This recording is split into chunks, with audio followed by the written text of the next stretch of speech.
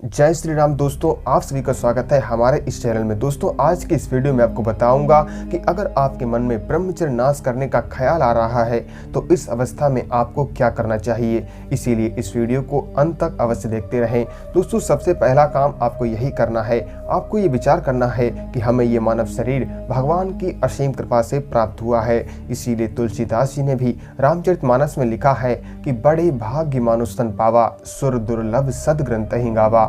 यानी कि दोस्तों, 84 लाख योनि में भटकने के बाद ही हमें ये मानव शरीर प्राप्त होता है।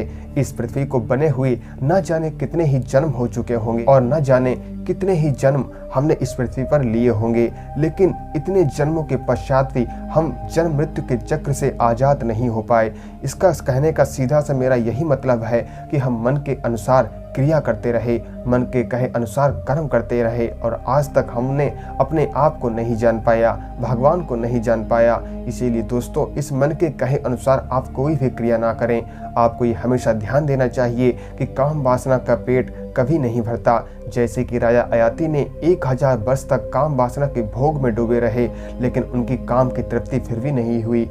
अंत में उन्होंने ये जाना कि काम वासना का पेट कभी नहीं भरता, इसे जितना भोगोगे उतना ही ये बढ़ता चला जाएगा। जैसे अग्नि में जितना आप घी डालोगे उतनी ही अग्नि और ज्यादा प्रज्वलित होती चली जाती है, ऐसे ही ये काम है, जितना भोगोगे उतना बढ़ेगा। इसीलिए मन के कहे अनुसार कोई भी कर्म ना करें। इसीलिए कृष्ण कहा संसार में काम महाबलवान, और कामदेव का जीतना ना इतना आसान। काम पर विजय पाना ही तो विश्व पर विजय पा जाना है, और मन को अपने बस में करना मुझ पर अधिकार जमाना है। अर्जुन मुँह देखी बात नहीं, मैं ठीक प्रशंसा करता हूँ। सच है कि ब्रह्मचारी नर के पौरुष से मैं भी डरता हूँ। इसीलिए दोस्तों, ब्रह्मचारी की इतना ज़्यादा बल होता है ब्रह्मचारी के अंदर। इसीलिए दोस्तों, मन के कहे अनुसार कर्म ना करें और ब्रह्मचर्य का पालन करें। इसीलिए भगवान श्री कृष्ण ने कहा है कि जब कोई व्यक्ति काम वासना को अपने अधीन करता है, जब कोई व्यक्ति मन को अपने अधीन करता है तो उस पर मेरी असीम कृपा उसे प्राप्त हो जाती है। इसीलिए भगवान श्री कृष्ण ने गीता में भी कहा है कि मन को वश में करने के लिए उसे 2 धारी तलवारों का उस पर प्रयोग करना पड़ता है। पहली तलवार होती है अभ्यास की और दूसरी तलवार होती है वैराग की। अभ्यास की तलवार का मतलब है कि आपको मन को सही मार्ग पर लाने के लिए आपको निरंतर प्रयास करना होगा। जैसे नवजात घोड़े को सही मार्ग पर लाने के लिए, उस पर काबू पाने के लिए बार बार सवार को प्रयास करना पड़ता है, ऐसे ही इस मन को सही मार्ग पर लाने के लिए बार बार प्रयास करना पड़ता है। और एक दिन ऐसा आता है कि मन आपका कहना मानना शुरू कर देता है।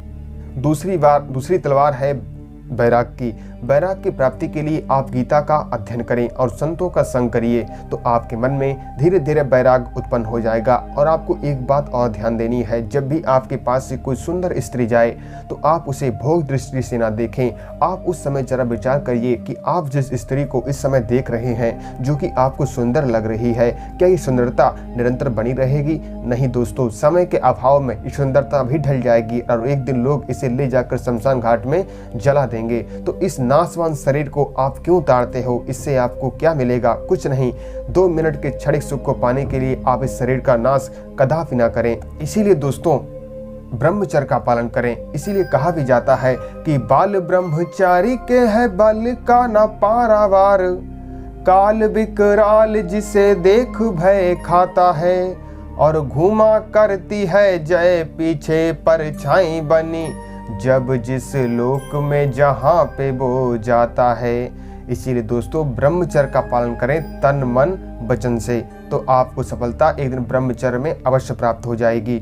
आपको मन के कहे अनुसार कोई भी कर्म नहीं करना है, क्योंकि दोस्तों, मन के कहे अनुसार अब मान लो आज आपने ब्रह्मचर्य का नाश कर दिया और आपने फिर से ब्रह्मचर्य का पालन किया 10 दिन तक, तो मन आपसे फिर कहेगा कि आज फिर ब्रह्मचर्य का नाश कर लो। ऐसे करते करते आपने मन के कहे अनुसार न जाने कितनी बार ब्रह्मचर्य का नाश कर दिया। दोस्तों, आपने ब्रह्मचर्य का नाश करके तो जान लिया। अब आपका फर्ज बनता है कि आपको ब्रह्मचर्य का पालन करके भी ये देखना है कि ब्रह्मचर्य में कितनी शक्ति है। इसीलिए दोस्तों ब्रह्मचर्य के मार्ग पर भी एक बार चलकर देखिए। दोस्तों अगर आपको ये वीडियो पसंद आया हो तो इस वीडियो को लाइक जरूर कर देना और इस वीडियो को शेयर कर देना। दोस्तों अगर आप लाइक शेयर करेंगे तो मेरा भी मनोबल बढ़ेगा और मैं आगे और भी अच्छी वीडियो आपके लिए लाता रहूँगा। जय श्री राम, ओम नमः शिवाय।